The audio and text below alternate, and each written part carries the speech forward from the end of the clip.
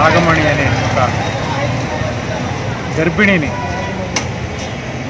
అత్యంత దారుణంగా హింసించినప్పటికీ పోలీసులు ఇంతవరకు చర్య తీసుకుపోవడాన్ని జనసేన తీవ్రంగా గర్హిస్తుంది.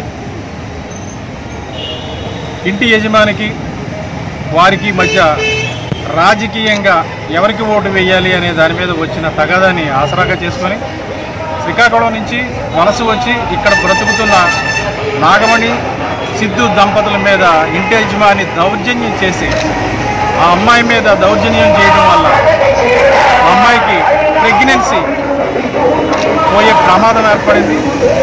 ఈ సంఘటన 19వ తారీఖు జరిగి 8 రోజులు దాటుతుంది.